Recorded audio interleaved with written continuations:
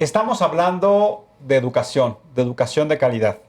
Y hoy nos acompaña Teresa Ortuño, que la había presentado de manera errónea al inicio como directora general, pero en realidad es la presidenta ejecutiva de Suma por la Educación, que es una organización de la sociedad civil que ha trabajado durante muchísimos años en hacer realidad una reforma educativa, que ha hecho propuestas muy concretas a los legisladores y que también se ha articulado en esfuerzos con otras organizaciones para otros temas de una agenda mínima ciudadana que se tiene que impulsar. Teresa, muchas gracias por acompañarnos. Muchas gracias, Tulio, por la invitación y muchísimas gracias a las personas que nos ven, ya sea en esta emisión, en este momento, o después cuando ya sale en YouTube y se puede ir reproduciendo. Tiene siempre, ahora lo de las redes le dan un impacto distinto a los medios de comunicación. Felicidades. Muchas gracias, Tere. Pues primero preguntarte, como sabes, hace algunos días varias organizaciones de las que tú formas parte, se hizo un esfuerzo que se llama Por el México que nos merecemos. Ajá. En donde lo que se pretende impulsar es una agenda mínima ciudadana, y Suma por la Educación, que tú presides, fue una de las organizaciones que trabajó en esa agenda mínima ciudadana en materia educativa.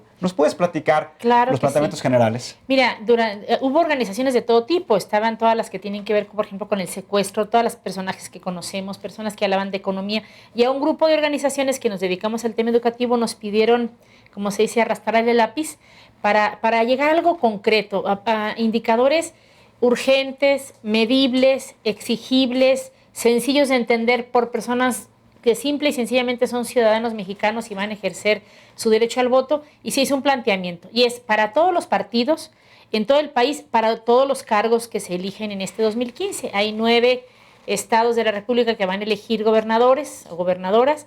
Hay aparte hay 16 estados que van a elegir junto con ellos pues elección intermedia local, es decir, alcaldes, diputados locales, etcétera. Y en todo el país vamos a elegir 300 diputados. Es la elección intermedia del gobierno federal y es en algunos casos elección local intermedia o bien cambio de gobierno local. Pero en todos los casos los temas que se plantean son los que la ciudadanía exige. Yo creo que en ese sentido en México hemos avanzado mucho, independientemente de que existen instituciones serias, partidos políticos, que a uno le podrá gustar, hasta con el que uno simpatiza hay cosas que no le gustan y que son temas opinables, etcétera. Sí tiene que haber una agenda mínima de exigencia. Y creo que tiene que quedar claro que el epicentro del poder debe estar de veras, como dice la Constitución, en el pueblo, en la ciudadanía, en la gente. Se tiene que quedar claro que el poder de la gente es mayor que el poder del pueblo. Pero eso no va a pasar si conversamos diciendo, oye, ¿y tú qué crees que vayan a hacer estos? ¿Cómo nos irá a ir con este gobernante? Oye, ¿qué opinas de lo que dijo el otro? Sino realmente ir a decir, esto es lo que queremos, de manera respetuosa, de manera exigente, y es para acompañar, para aplaudir, para criticar, para reconocer, y para saber que siempre toda actividad de gobierno es un mosaico. Hay muchas áreas de gobierno, algunas funcionan mejor que otras, y siempre en todos los gobiernos de todos los colores, en todas las épocas, hay personas comprometidas, hay en la función pública personas comprometidas con que esto salga, y también hay intereses mezquinos para que algunas cosas no salgan. Entonces, ¿cómo se va a lograr lo que estamos buscando? No hay de otra, participar. Y yo les sugiero a las personas que nos ven por televisión que hasta por divertirse, se metan a la página del INE, de donde ahorita estaban tú y Alfonso comentando. Ahí están todas las plataformas. Y entonces uno puede buscar el tema que les interese. Y en este caso, pues nosotros desayunamos, comemos y cenamos educación. Pero hay personas a las que les puede interesar cuestiones de finanzas, de impuestos, de seguridad pública, de gobierno transparente. Todos los planteamientos que presentaron los partidos, ahí están. Y ahí puede uno ver, iba a decir la pobreza de algunos, pero no, voy a ponerlo en términos positivos. Todos los partidos, a la hora de que tienen por ley que presentar una plataforma y registrarla ante la autoridad electoral, pues seguramente le piden a sus mejores contactos, échame la mano, redacten un borrador que presentamos ante el INE. Entonces, ahí estamos ante lo mejor que cada partido pudo allegarse de información para hacer un diagnóstico en los temas y una propuesta de solución.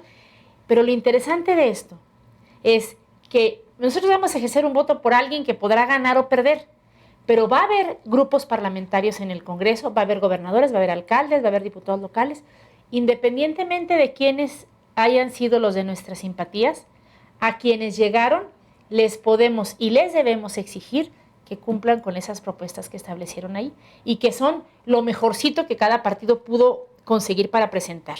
Insisto, no es para tirarle aquí tierra a nadie, pero algunas son impresionantemente huecas, una o dos, y otras muy interesantes. Llama la atención que los partidos, algunos tienen muy buenos diagnósticos, buenas propuestas, pues vamos viendo que todas se empujen a la hora que lleguen a la autoridad, a ser autoridad, quiero decir. Como tú lo dices, Tere, una cosa es el deber ser, que es lo que está planteado como la carta, como dicen algunos, a los Reyes Magos o Santa Claus, que hacen los partidos políticos como su propuesta ante los electores, que son las plataformas que registran ante el INE y que nosotros como Océanos tenemos la obligación, y más en este programa, pues de analizarlas y darles a conocer cuáles son los puntos más relevantes. Y la otra ya es en la realidad, ya el día que se pusieron la banda de diputado o de senador o de alcalde o de gobernador y que ya tienen que enfrentarse a los intereses creados por diferentes grupos, que tienen que enfrentarse a cuánto es el dinero que ascienden en cada gobierno estatal o en cada gobierno local para distribuirlo, cuál es su equipo de trabajo, cuál es el estatus de la relación que tienen con los sindicatos de educación en ese estado o en esa localidad. Tere, me gustaría, aprovechando, Tere, además de ser una persona que ha participado en la sociedad civil, pues también ha tenido una carrera legislativa, ya ha sido senadora, ha sido diputada. Y como ustedes saben, hoy ser político, ser legislador, es una de las personas menos confiables, según dicen los estudios de opinión pública. Pero Tere, me gustaría que me platicaras, ¿tú cómo vives de manera interna? ¿Cómo lo has plasmado en tu trabajo legislativo? Ese descrédito, esa desconfianza que tienen los ciudadanos. ¿Y cuál ha sido, desde tu punto de vista, que nosotros te conocemos y has participado de manera importante y tienes una calidad moral, cuál ha sido tu esfuerzo que has hecho para poder revertir esa mala imagen y ese mal concepto que tienen ciudadanos en términos generales de los legisladores? Mira, yo creo que no podemos andar todo el tiempo pensando, van a pensar mal de mí. Uno tiene que hacer lo que tiene que hacer y lo demás se da por añadidura. Y te voy a decir una cosa, el tema educativo es un tema de los que más congregan la coincidencia, el consenso. Es muchísimo más fácil llegar a acuerdos y es más fácil de lo que muchos piensan afuera. La nota de una sesión es cuando alguien, no sé, se soltó una carcajada o se rió o se durmió o dijo alguna puntada en tribuna, pero eso es la nota. Lo que ocurre cotidianamente es que siempre se están trabajando dictámenes y se están buscando y consultando temas. Y yo creo que este es un tema poco conocido y poco valorado. Y yo te diría, creo yo que el trabajo legislativo tiene su seriedad, tiene su respeto. Y te voy a decir algo, desde adentro te lo digo, en todos los partidos hay personas serias que empujan agendas, que van de acuerdo a su vocación, a su preparación, a su biografía. Y a los que no, a los que están en áreas que uno no conoce, les crees cuando te empujan una agenda y que dicen, mira, vamos a proponer esto para que se mejore. Y no siempre conoces de todos los temas, no eres todólogo. Pero ¿puede el Poder Legislativo hacer muchas cosas importantes? Sí. ¿Y las ha hecho? Sí. Ciertamente se llena de críticas, pero yo te pongo una del otro lado. ¿Qué pasaría si una mujer que está embarazada por primera vez dice, ay, recomiéndenme un ginecólogo porque creo que estoy esperando bebé? Y que alguien le diga, oye, no vayas a ver al médico de experiencia, ¿eh? No vayas a ver al que ha dado a luz a muchos niños en su hospital. No. Búscate uno recién salido, uno que no esté contaminado, uno que apenas vaya a empezar a ejercer la medicina. O sea, ¿quién diría eso? Seguramente buscaría una persona preparada, con experiencia. Y en el área de la política parece que la experiencia se asemeja a mañas y no siempre es así. Por lo menos a mí que me esculquen. Pero volviendo al tema que nos impacta, una cosa importante que yo le compartiría a las personas que nos ven en la televisión o en internet, les diría, miren, cuando vas a elegir un alcalde, un gobernador, un presidente de la República, cuenta más el perfil personal porque él es el que tendrá que tomar muchas decisiones. Y ahí puede pesar más la persona que el partido. Pero cuando vas a elegir un legislador, siempre cuenta la persona, siempre cuenta. Pero ahí pesa más el partido que la persona porque van a formar grupos parlamentarios en los que se van a empujar esas agendas que en teoría se comprometieron y registraron previamente antes de ir a buscar el voto. Entonces, ¿cuál es la agenda de cada partido? Revísenla. Yo no voy a decirle aquí a nadie por quién votar, ni voy a decir por quién voy a votar yo. Creo que lo interesante son criterios para tener una ciudadanía más exigente. Este programa se llama Buen Ciudadano. Miren, por ejemplo, muchos dicen, incrementar el gasto para la educación. No es una mala idea, pero así solita sí es una mala idea. ¿Por qué? Porque durante muchos años se pensó que teníamos que llegar a un cierto porcentaje del Producto Interno Bruto en gasto educativo. Desde el 2010 llegamos al famoso 6%. Sin embargo, y es más, superamos a países como España, como Suiza, como Brasil, en el porcentaje de nuestro del Producto Interno Bruto que se destina a la educación. Sin embargo, no tenemos los resultados educativos de esos países. ¿Por qué? Porque no le invertimos al tema de la calidad todo lo suficiente y porque ahora sí que es un monstruo de 1000 cabezas o es un problema que tiene muchas incidencias en donde hay áreas que funcionan bien y áreas que no. Entonces, el tema de la calidad implica política educativa, implica un modelo educativo, implica infraestructura, implica, por supuesto, gasto, implica programas educativos y lo que hay que hacer es también que los legisladores que van a ser electos o las autoridades, ya sea estatales o federales, que tienen una responsabilidad en la educación, los legisladores vigilen más lo que hacen las autoridades del Ejecutivo y el Ejecutivo lleve a cabo tareas que pueda llevar a cabo. Miren, no es nada más el dinero lo que estoy diciendo, sino la calidad. ¿Qué hace cada autoridad para que los mejores docentes estén frente a grupo? Porque ahí están datos duros. Miren, cuando nos hacen estas pruebas como la que se va a hacer de PISA, se dice que cuando llegas a mejorar hasta en un 25 puntos un indicador de la prueba PISA, los países que tienen estos indicadores tienen hasta 3% más del PIB en crecimiento anual. ¿Por qué? Porque tienen una población de trabajadores mejor educados, etcétera. Entonces, el impacto directo, el impacto virtuoso de la educación. El círculo virtuoso, tú lo has dicho, sí, es muy importante. Entonces, yo les diría, cuando ejerzan su voto, acuérdense que un voto jamás es un cheque en blanco. No existe el partido político perfecto, pero es preferible lo que hay al quienes les puedes pedir cuentas, quienes tienen una responsabilidad, que son instituciones de interés público, y cuando voten por un partido, sépanlo ustedes y sepan los que reciben su voto que no estamos hablando de cheques en blanco. Hay que seguir participando para que se le dé seguimiento a estos temas, a estas tareas, para incidir en una calidad de la educación.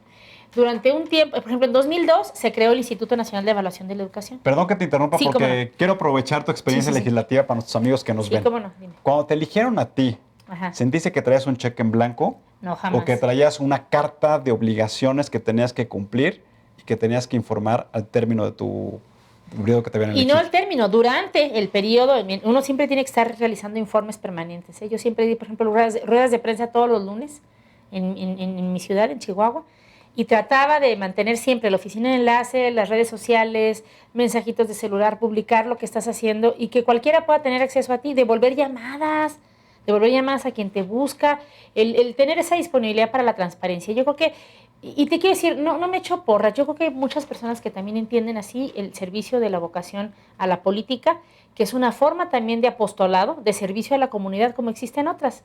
Pero creo que también desde la sociedad civil se puede y se debe exigir más de lo que se exige hoy. Y además te voy a decir una cosa, el mejor gobierno no es capaz de llevar a cabo los beneficios que podría si no hay un tejido social, una sociedad actuante. Y el peor gobierno no hace tanto daño o hace menos daño si hay una sociedad actuante. Por eso este binomio de sociedad y gobierno es muy importante. Ahora, ciertamente nunca vamos a tener una participación total, ideal, pero con que haya los suficientes liderazgos que enarbolen temas. Tú has visto, por ejemplo, cómo un ciudadano con una cámara de un celular logró que un funcionario que hizo mal uso de un bien público como era un helicóptero se tuviera que ir a su casa. Y ahí no estás discutiendo si era un buen o mal funcionario, eso es aparte. Hizo algo que no tenía que haber hecho.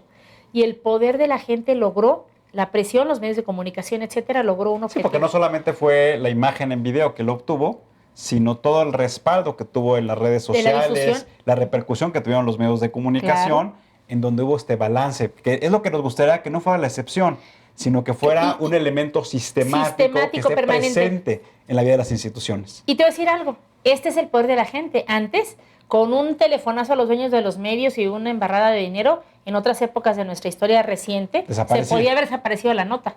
Ahorita con las redes sociales, ¿no? Entonces, ¿por qué no? Yo decía, pues, ¿por qué no habrá alguien que tenga un celular y una red social que haga que la reforma educativa se pueda cumplir? ¿Cómo le hacemos? Pues hay que participar. Y una cosa muy importante, en los países que tienen buenos resultados en el tema educativo, tienen una característica. Los padres de familia se involucran. Es muy importante que los papás participen en los consejos de participación social escolar, esta figura que desde hace muy poquitos años ya cobró vida y que ahora puede, de hecho ya muchos de los recursos que se distribuyen a las escuelas, se requiere que se haya constituido el Consejo de Padres de Familia, que es el Consejo Ciudadano, en el que no nomás padres de familia pueden participar, puede haber un exalumno, un vecino, una persona jubilada que vive a la vuelta de la escuela y que diga, pues yo quiero dedicarme a opinar, a ayudar aquí en algo, puede participar, siempre que sea mayoría de padres de familia, eso sí, pero puede haber otros actores de la vida comunitaria. Una escuela es una comunidad. Es muy importante la participación. Nosotros en Suma por la Educación, todo lo que hacemos tiene que ver con involucrar a la participación de la sociedad civil. ¿Por qué? Porque así es como se logran los grandes cambios. Yo no creo que aquí, de este lado esté el gobierno y de este lado esté la sociedad.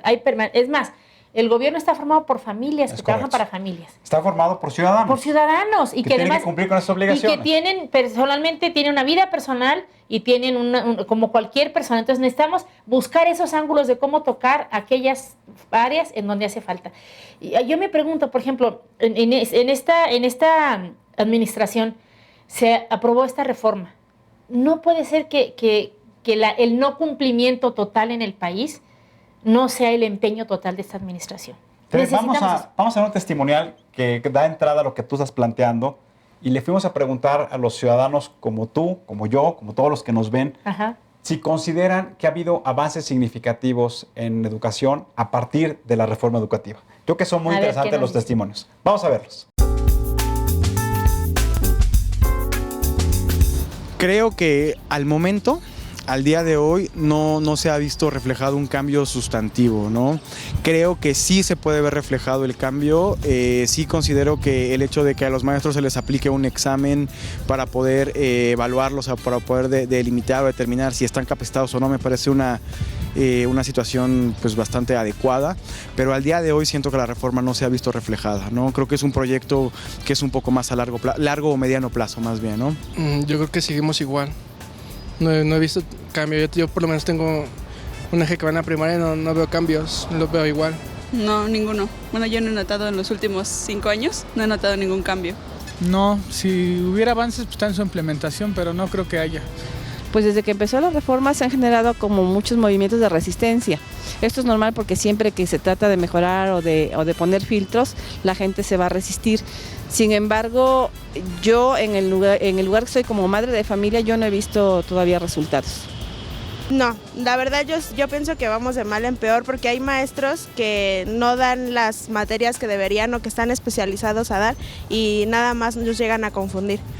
Creo que ha sido igual o peor. No, definitivamente no. Digo, hay que ver los rankings internacionales y México está en los últimos lugares, entonces prácticamente la educación es mala. Hablemos de educación pública o educación privada, ¿no? Tere, un poco retomando lo que nos dicen nuestros amigos en los testimoniales, ¿cuál es el punto de vista de Suma por la Educación respecto a la instrumentación de esta reforma educativa?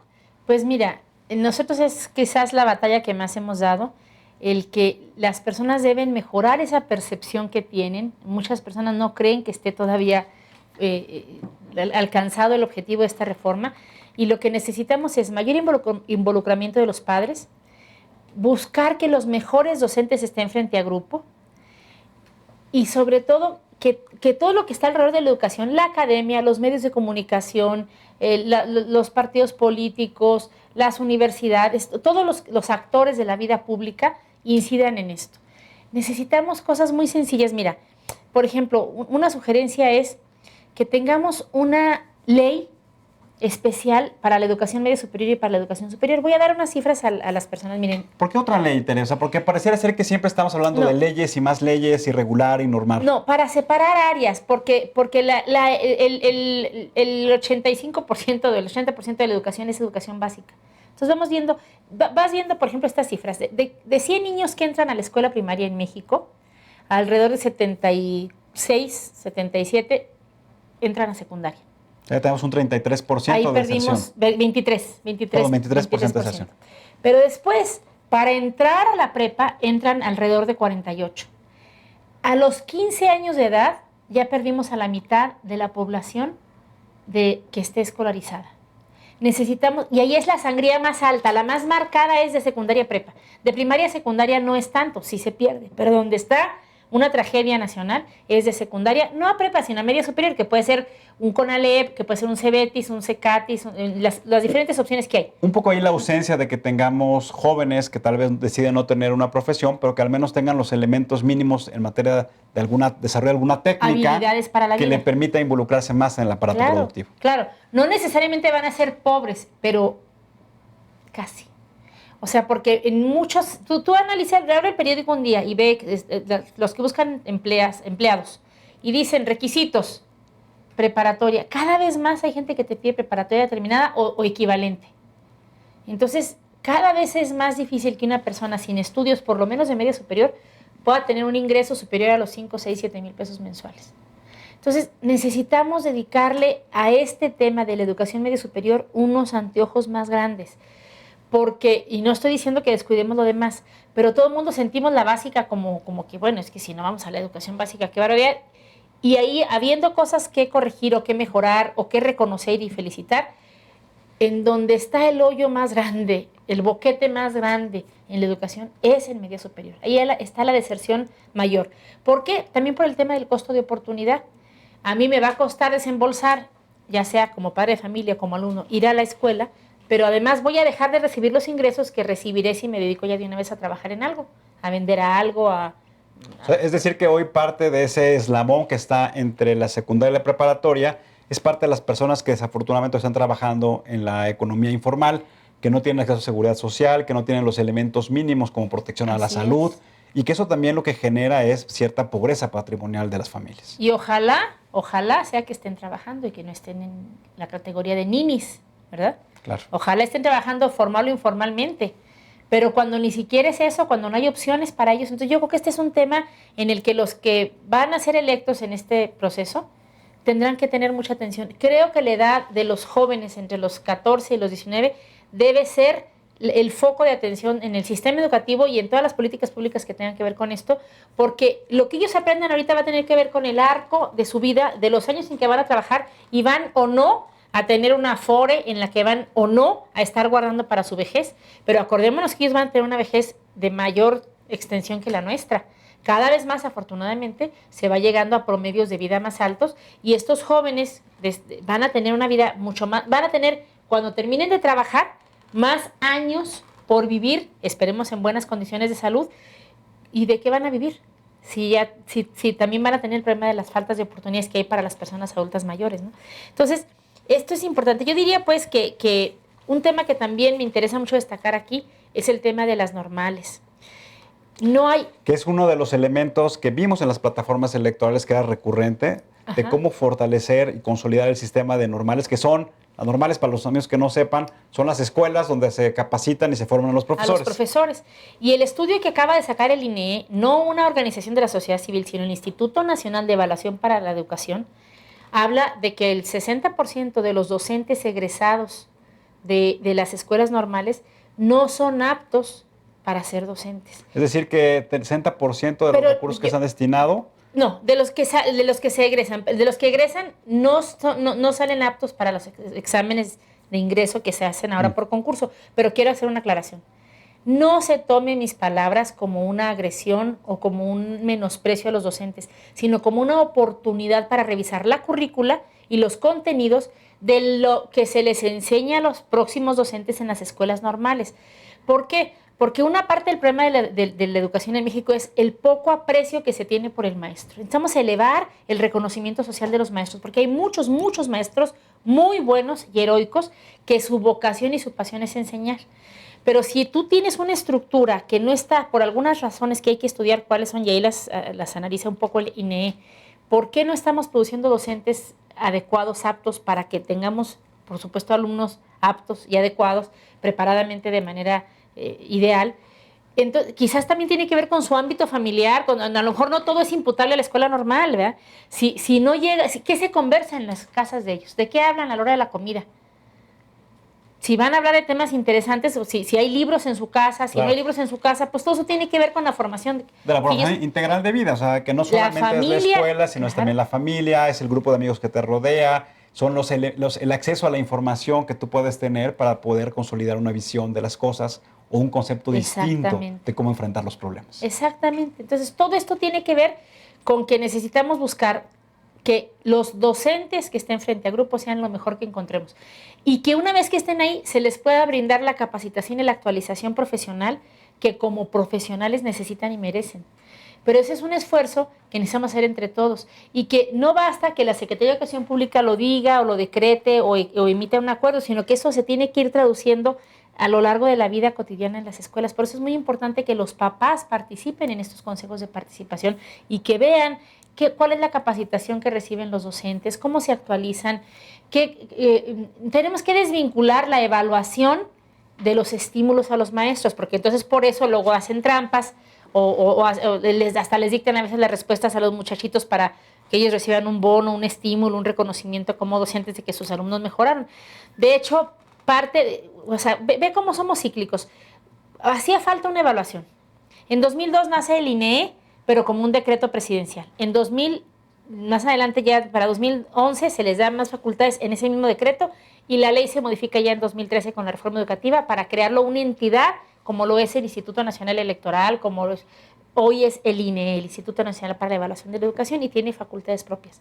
Ahora la evaluación tiene otras características, pero en ese ínter por fin se hicieron evaluaciones y se fue viendo y se hicieron públicas para que todo el mundo dijera qué barbaridad, qué mal estamos, qué hacemos. Pero luego generas un efecto colateral que no buscabas y es que se empieza a hacer trampa por parte de los mismos docentes para que los alumnos hagan mejor, para que ellos salgan mejor calificados. Claro. No digo que siempre pasó, pero hay versiones de que esa es la razón por la que hace cosa de 1 año, 2 años, pero hace 2 años el INEE decidió suspender la prueba enlace, que generó muchas molestias porque dicen, bueno, si ya veníamos evaluando, pues ¿cómo vamos a romper una evaluación? Y ellos dicen, vamos a revisar qué evaluación vamos a plantear para que no esté vinculada a estímulos y sí sea confiable. Y entonces es lo que ahora nos anunciaron que va a ser la prueba planeada. Todas las evaluaciones están enfocadas a estímulos. O sea, si tú haces una organización privada y ves cuáles son los indicadores de desempeño de una persona o de un grupo de personas, y si no tienes un incentivo, pues pareciera ser que únicamente que es de carácter informativo. Y yo pienso que sí debe tener un efecto en materia de beneficios o en materia de desventajas a las personas que tengan un mal desempeño o que tengan un buen desempeño. Pues eso es parte del debate, Tulio, porque lo que dicen es que por haberlo vinculado a los estímulos se generó el tema de la trampa, y luego los que crecían exponencialmente eran los estados como Chiapas, Michoacán, Oaxaca, que dices, válgame, pues ya están a la altura de no sé qué país europeo, digo, no tanto, pero mejoraron muchísimo de un año para otro, que dices, esto no es lógico, sí es lógico que mejoren, pero no de una manera tan exponencial. Entonces, tenemos que cuidar, por un lado, que haya estímulos adecuados, pero por el otro lado, que esos estímulos no perviertan el resultado de las investigaciones o de las evaluaciones que se lleven.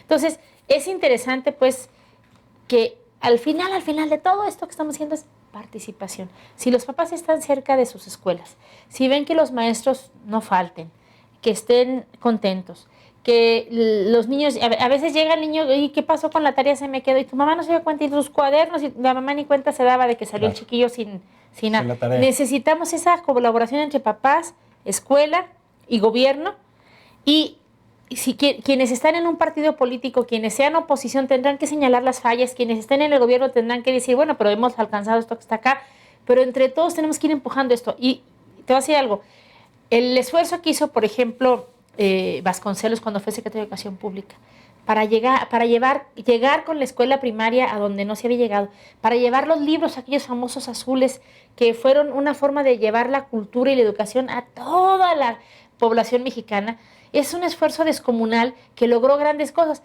Ahorita no pondrías como una aspiración que la escuela esté en todas partes, porque de alguna manera ya está en todas partes. Ahora tienes que buscar nuevos estadios de desarrollo. Ahora tienes que ver que las escuelas que son unitarias pues tengan instalaciones adecuadas, que tengan más maestros, que dejen de ser unitarias, que puedan tener maestros. Para eso se hizo el censo. Y este es el otro tema. Tere, muchas gracias. Nos vamos a tener que ir. Hoy tenemos que cortar ya. Pero te queremos agradecer el trabajo ciudadano que hace Suma por la Educación y que haces tú. Pues ojalá que sigamos todos pendientes de estas exigencias. Y solamente recordarles a nuestros amigos que en este proceso electoral tenemos que exigir cosas que dijo Tere. Fortalecer la formalización, la profesión, la formación de los profesores, fortalecer a las escuelas en donde se crean los profesores, redistribuir mejor el gasto educativo, vincular la educación con la tecnología y, sobre todo, mejorar las condiciones económicas de las familias para poder enfrentar este lastre que es la deserción escolar. Amigos, muchas gracias por vernos. Nos vemos en la próxima. Y que ante todo, siempre seamos muy buenos ciudadanos. Muy buenas noches.